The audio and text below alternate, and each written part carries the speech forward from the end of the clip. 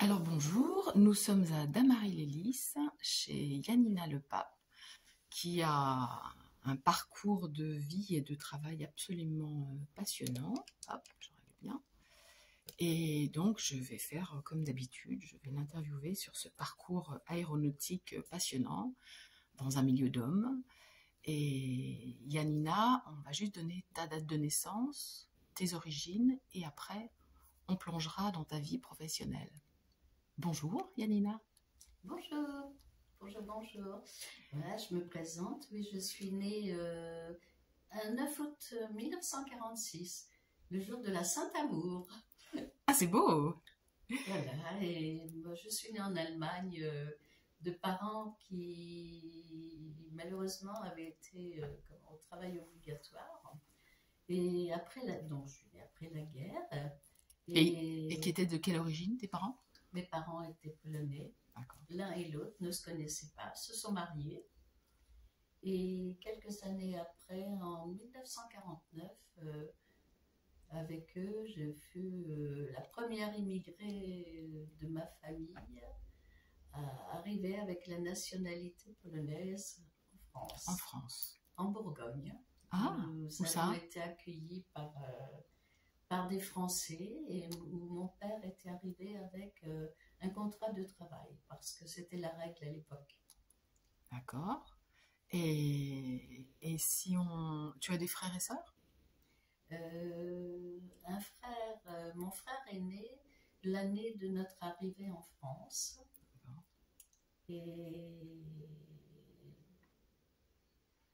Et puis voilà,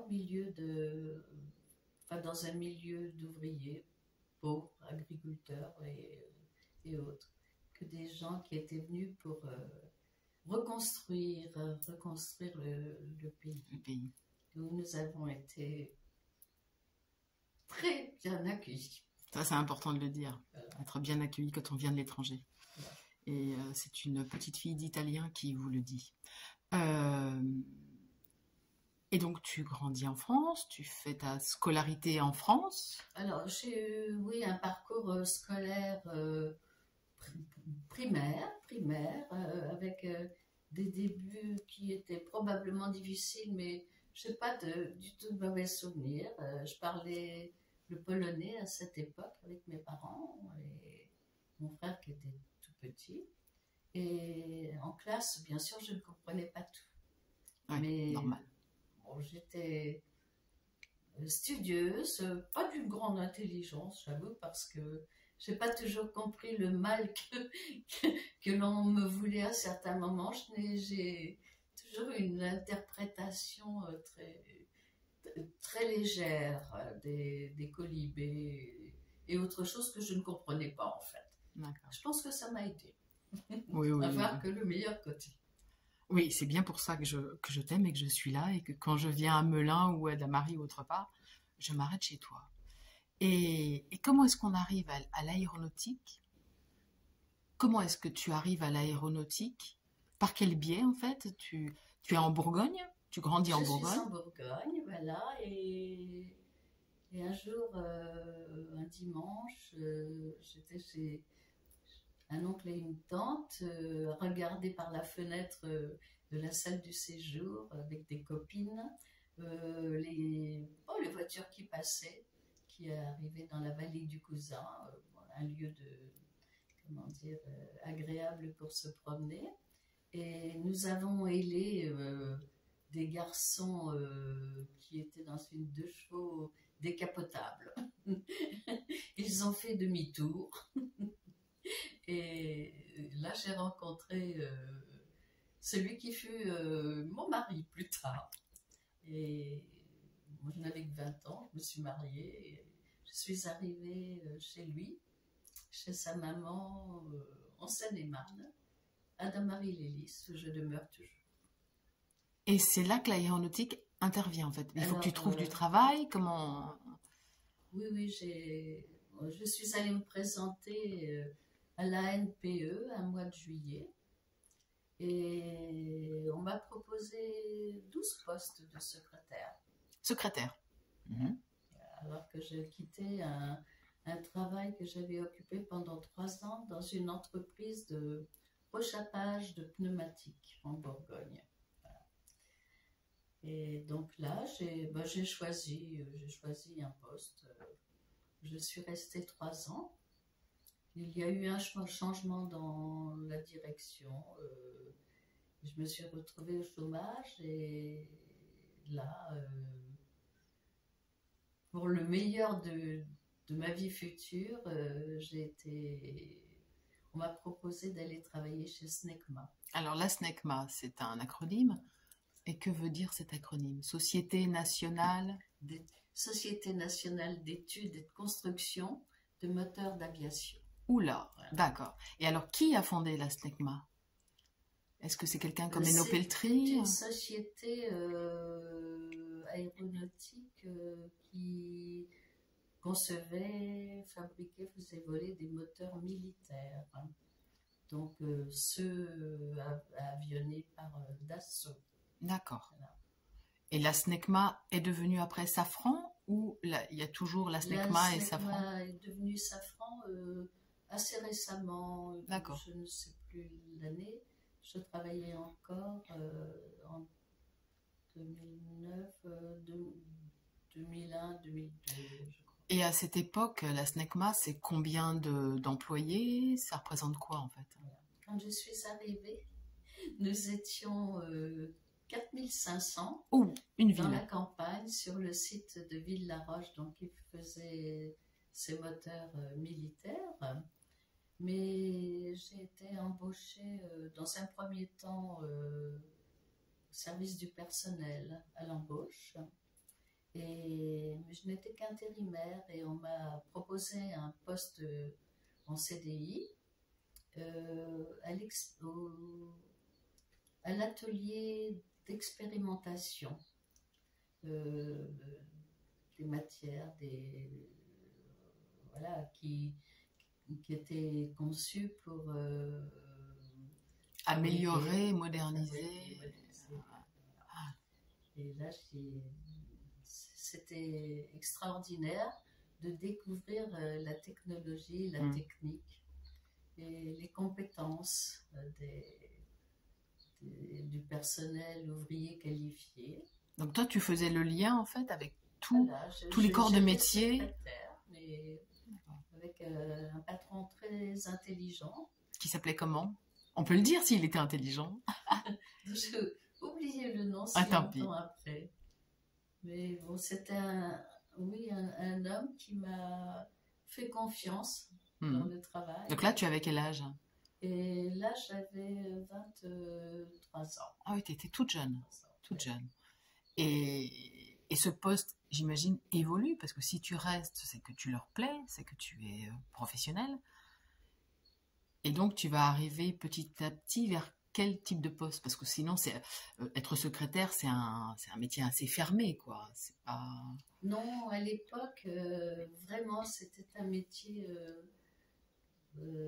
comment dirais-je, non, qui avait son aura. On avait vraiment besoin d'avoir ce qu'on appelle maintenant une assistante. Oui. Qui était au courant de toutes les affaires et qui... On était évidemment dactylo. Ça, oui. Comment dire, aucun homme ne savait dactylographie, taper à la machine. Et bon, j'ai tapé des rapports techniques pendant 3 ans à cet endroit-là. Et puis, un été, je suis allée en vacances aux États-Unis, chez des amis près de New York. Et lorsque je suis revenue, dans la société, chez Snecma, il se passait quelque chose de nouveau, d'extraordinaire. Le président de l'époque, M. Raveau, avait signé un partenariat avec la Société Générale Électrique dans la branche aéronautique et pour concevoir un moteur militaire issu de la technologie, pour concevoir un moteur civil, pardon, issu de la technologie des moteurs militaires.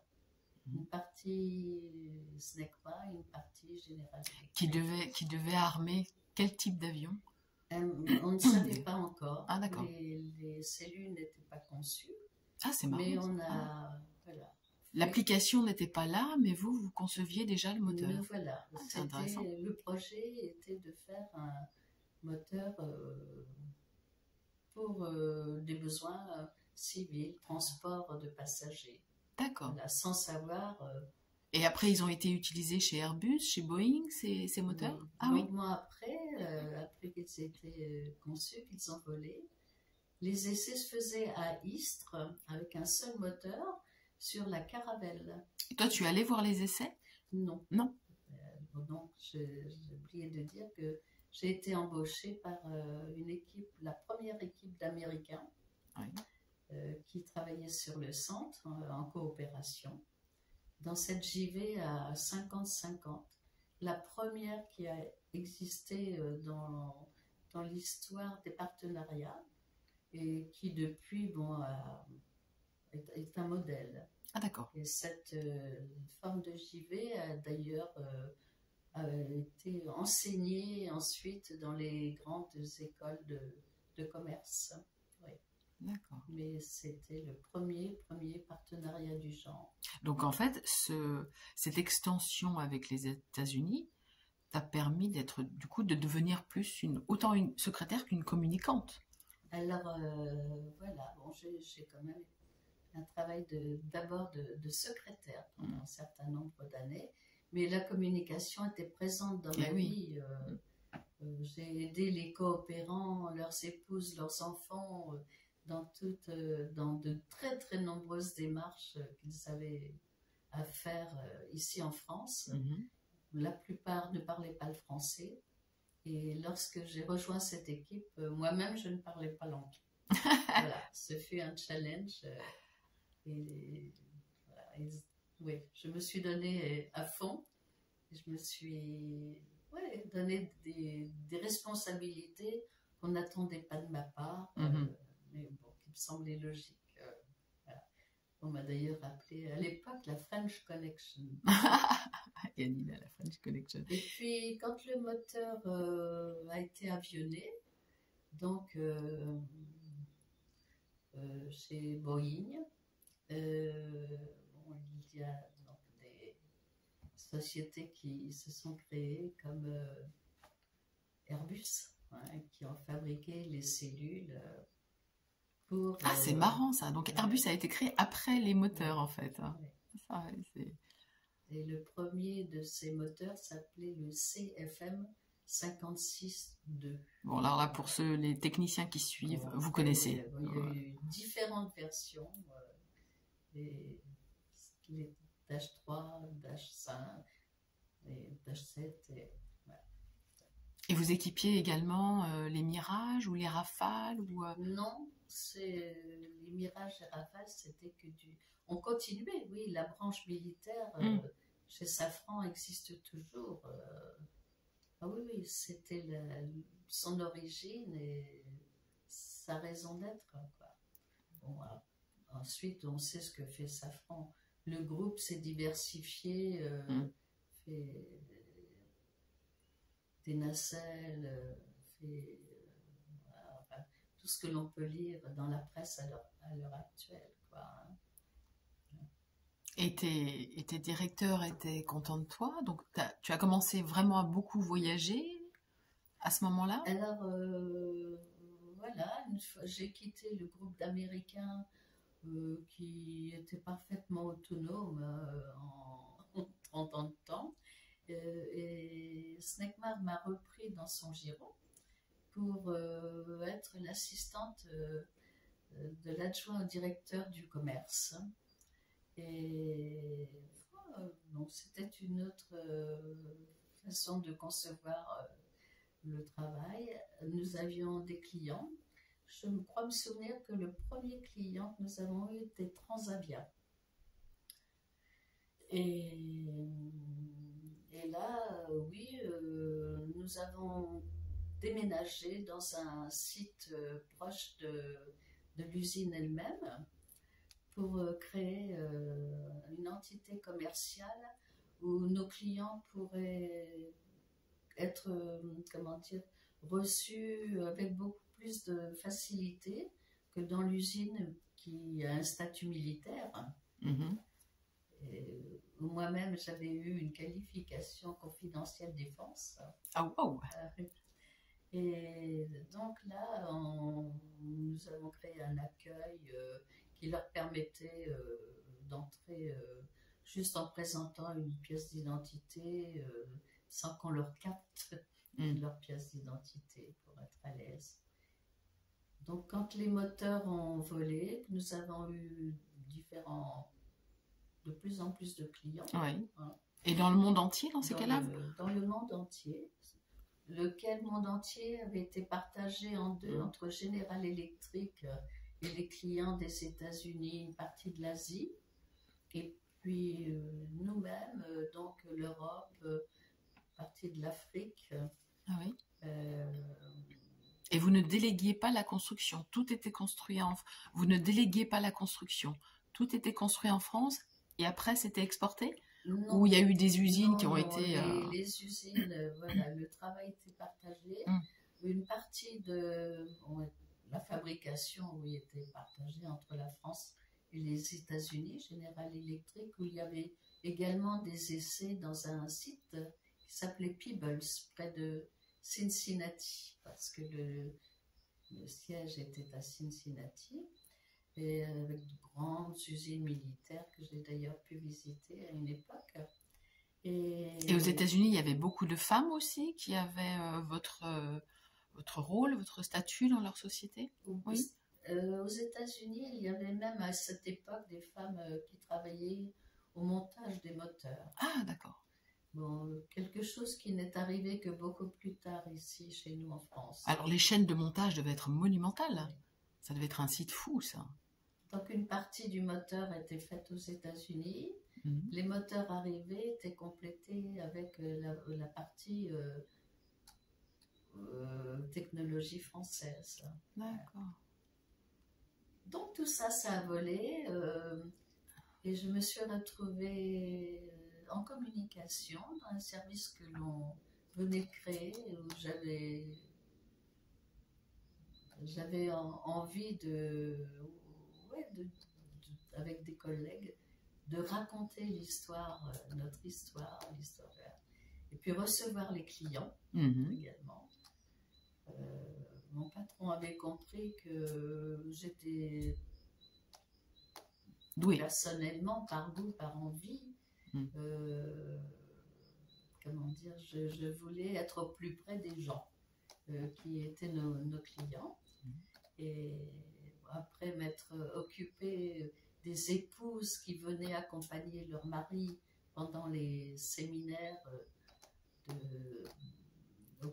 pendant lesquels ils discutaient de l'utilisation en vol de nos moteurs, les soucis qu'ils avaient pu avoir pour nous permettre en direct d'améliorer le travail, la conception, l'utilisation au mieux.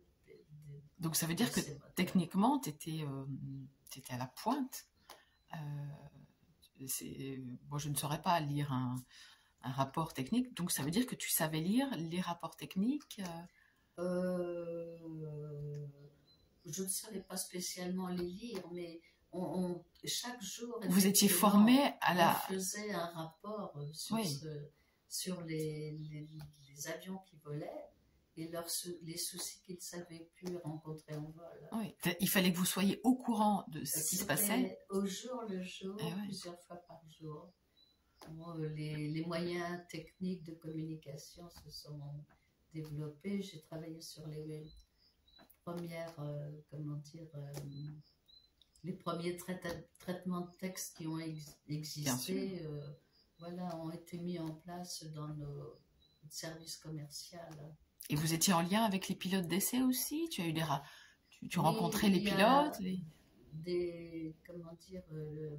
Tu as des souvenirs? Déjà des représentants techniques. Et tu as des souvenirs avec certains pilotes d'essai? Tu as des anecdotes, certainement? Oh, alors pilote d'essai, en fait, nous avions embauché quelques pilotes, non seulement d'essai, mais d'autres, des pilotes de ligne retraités, qui étaient devenus nos consultants, spécialistes, et qui pouvaient répondre à la fois aux questions techniques chez nous, mais répondre aux clients. Et là, tu as quelques anecdotes à nous donner? Je sais pas, quelques-uns qui étaient très sympathiques, d'autres absolument abominables.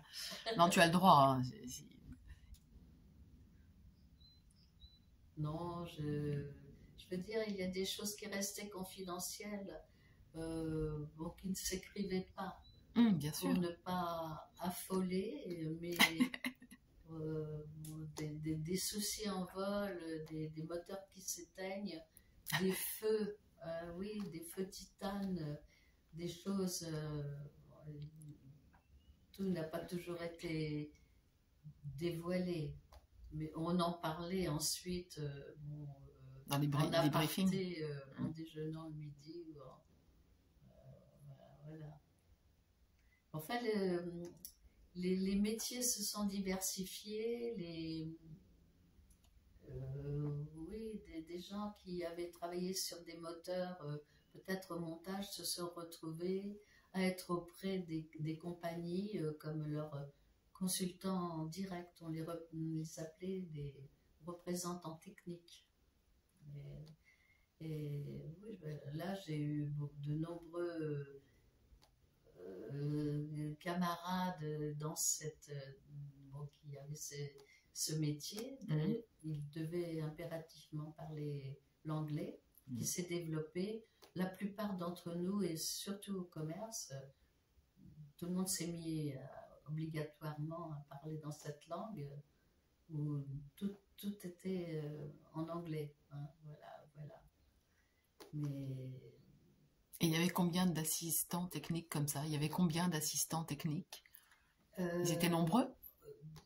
Dans la zone Europe que nous représentions, enfin la zone CFM SNECMA, ils ont été jusqu'à 30.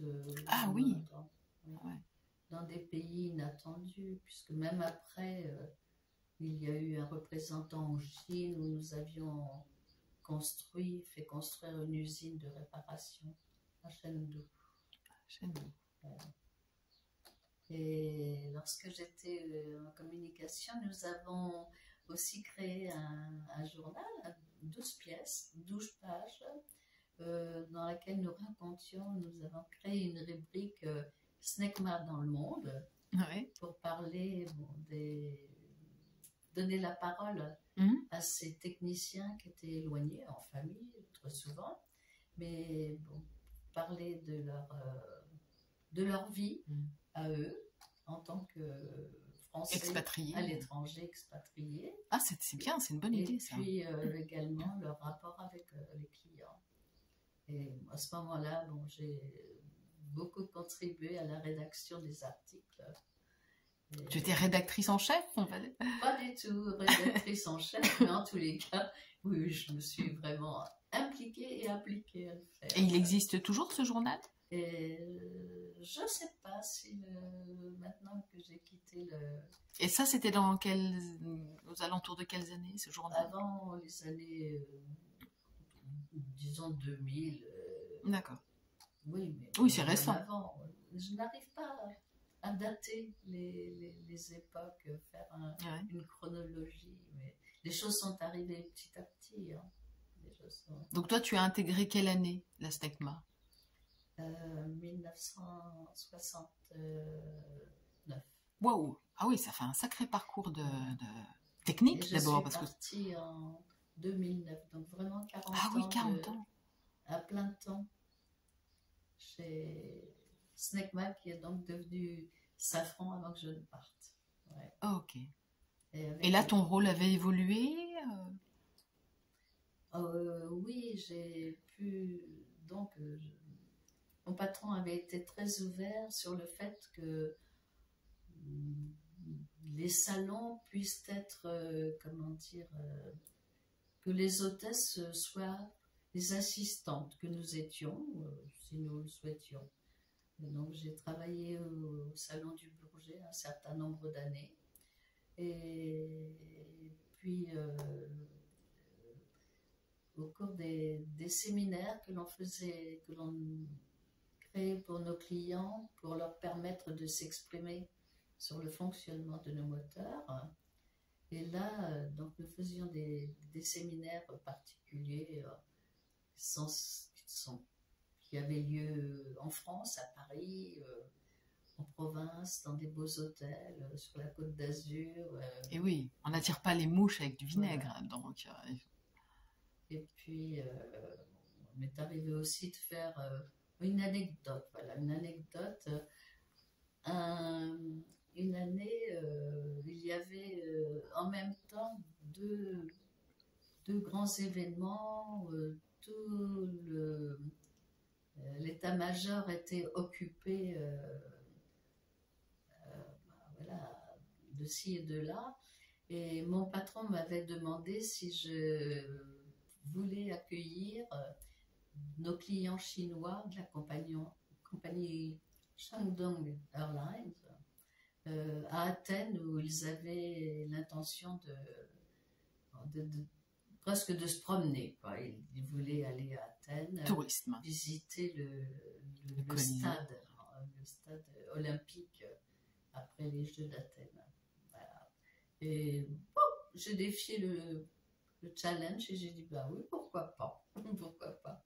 Donc j'avais organisé la venue à Athènes du directeur technique de la compagnie, de son comptable, enfin directeur financier, et puis de son adjoint, des hommes jeunes qui ne parlaient que le chinois. Oh. Je parlais l'anglais, le polonais, mais absolument pas le chinois. Mais j'ai trouvé une interprète anglais-chinois et nous avons pu communiquer pendant mon séjour.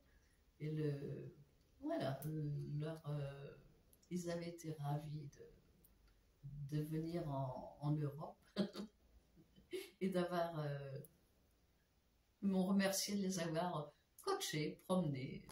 Voilà, j'avais organisé. Ouais, c'était un rôle, oui, c'était un travail vraiment intéressant, vraiment passionnant, oui, oui. Vraiment, et puis complet. Et complet. Complet. J'étais jamais dans la crainte, je relevais les petits défis. Hein, voilà. Mais ce qui est beau, c'est que tu étais dans des équipes où on vous laissait, on vous faisait confiance. Et on vous laissait, et ça c'est très très beau, c'est assez rare ça. Même dans les grosses sociétés, je ne sais même pas si aujourd'hui chez Safran c'est comme ça, tu vois. Absolument. Ça doit être peut-être beaucoup plus dur, beaucoup plus raide. Mais même mes amis secrétaires qui étaient restés dans l'usine, ce qu'on appelait l'usine, plus de 4000 personnes, étaient surprises que moi-même et mes autres camarades assistantes, nous travaillions à l'extérieur de la société en compagnie des clients. Quoi, on les accompagnait vraiment sur différents séminaires. Et vous étiez au départ attachée, vous étiez l'assistante d'une seule personne et puis après de deux, de trois, ou ça a évolué, ou tu t'occupais seulement, tu étais l'assistante d'une personne, ou ensuite il a fallu que tu assistes plusieurs personnes, ça a évolué aussi? Oui, le temps faisant, l'organisation du travail a changé pour différentes raisons. Hein. on s'est adapté à ce que le commerce demandait. Et oui, j'étais l'assistante d'une équipe. Et tu as formé des assistantes ou pas? J'ai très souvent accepté de prendre des stagiaires, oui, D'accord. qui passaient en BTS en règle générale, Mmh. qui m'ont, comment dire, que j'ai formé Ben oui. au métier qu'elles auraient à faire, mais qui m'ont également appris des choses Ben oui. en informatique. C'est ce que j'allais dire, parce qu'à ce moment-là, c'est le boom de l'informatique. Donc, vous passez du début du traitement de texte à la dactylo au numérique. Oui. Et ça change tout, ça. Mais bon, je savais déjà faire une mise en page dans un journal, dans notre magazine. J'avais appris sur Mac à l'époque. J'avais fait des stages, parce qu'on avait la possibilité quand même de faire des stages, des formations en interne d'anglais, des outils numériques, etc. Oui. Excel et autres, que je déteste d'ailleurs. On n'est pas la seule à détester Excel. Hein. Et aujourd'hui, donc, tu vis... alors, bon, pour la petite histoire, enfin, il n'y a pas de petite histoire hein, pour l'histoire. Et comment tu connaissais Adrienne Bolland? Puisqu'à Yalina, je t'ai rencontrée chez Safran après une conférence que je donnais sur la voltige aérienne. Et tu fais partie de celle qui, hop, s'est approchée et m'a dit Adrienne Bolland, ça m'intéresse. Eh ben, sincèrement, tu je la ne connaissais pas Adrienne Bolland. Ah, voilà. Eh oui. Et je peux dire que c'est Colin Berry non, a appris, fait découvrir Adrienne Bolland. Ça, c'est fou quand même. Et pourtant, tu n'es pas jeune, hein, donc ta génération devrait la connaître, parce qu'elle est morte en 75. Oui. Tu aurais même pu la croiser. C'est pour ça que j'étais absolument fascinée de la façon dont tu as décrit cette personne. Ah, tu la connaissais pas? Et je ne la connaissais pas. Bon, je connaissais Maryse Bastier, Hélène Boucher. Voilà. Ah, c'est étonnant. Bah, tu vois, là, donc, quand la conférence Adrienne Bolland a été annoncée au musée, d'abord, j'aime bien ce lieu. J'adore. Ah oui, aller au musée Safran, c'est. J'ai vu pendant des années, lorsque j'étais jeune secrétaire, les collègues ouvriers restaurer des pièces qu'ils avaient piquées dans les, dans ce qui devait partir, déchets métalliques. Ils sauvaient des pièces pour le musée. Ils ne savaient pas le but au départ. Mais très souvent, on restaurait déjà les vieux moteurs. Et le musée, il a été construit bien avant que tu partes.